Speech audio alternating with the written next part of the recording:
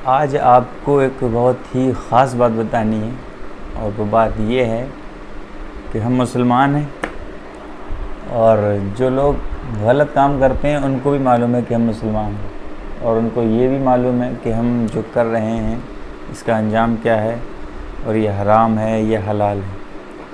लेकिन उसके बावजूद भी लोग करते हैं। अब आपको एक लोगों का प्रैक्टिकल बताएं,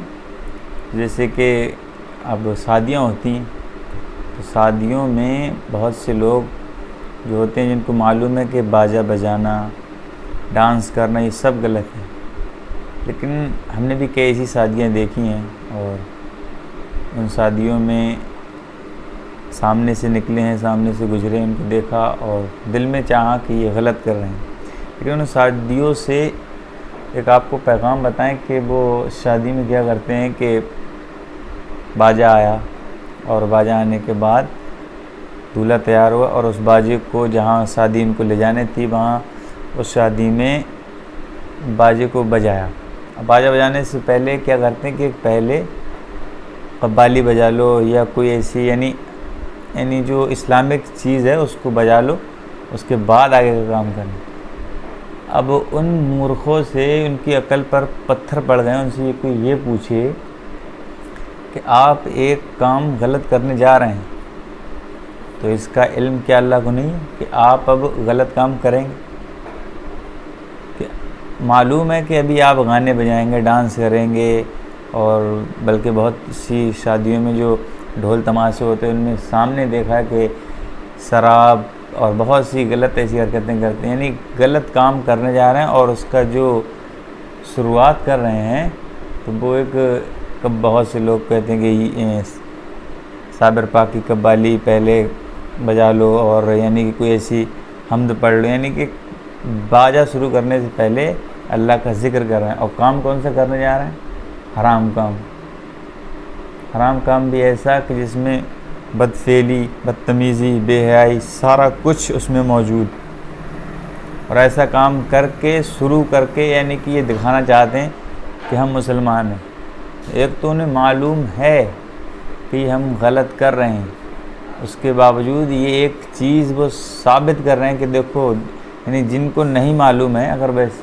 वहाँ से अगर कोई और गुजरे तो उसको ये नहीं मालूम कि ये लोग मुसलमान हैं जो ये ढोल बजाने जा रहे हैं, ये हिंदू हैं या और किसी मज़हब से ताल्लुक़ रखने वाले हैं जिन मज़हबों में इजाज़त है। तो अब जिनको नहीं मालूम है कि ये कौन है तो ये उनको बताते हैं पहले कव्वाली बजा के या और भी बहुत सी कुछ ऐसी इस्लामिक चीज़ करके बाजा बजाने से पहले कि देखो हम मुसलमान हैं। अब ये करने के बाद फिर हम बदतमीज़ियाँ करेंगे और उसके बाद जब बारात वहाँ पहुँच जाएगी, जब एंड करेंगे, एंड करने पर भी कुछ न कुछ इस्लामिक चीज़ से एंड करेंगे। अब इनसे यह कोई पूछे कि आपने बीच में बदतमीज़ियाँ की, शराब पी और बहुत से ऐसे हराम काम नाजायज़ काम करे और वो करने के बाद अब आप शुरू और एंड जो है अच्छे काम से करते हैं तो अल्लाह आपसे राज़ी हो जाएगा या आपने जो किया है उसका आपको सवाब मिलेगा। और जो आप, क्योंकि अल्लाह जानता है आपके दिलों के हाल,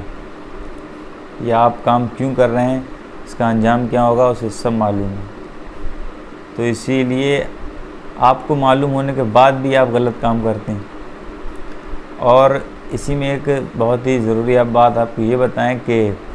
जब सारी,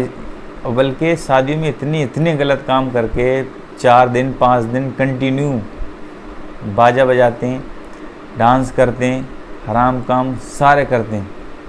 खुल के बाजा बजाया, सारे घर ने डांस किया, जो और रिश्तेदार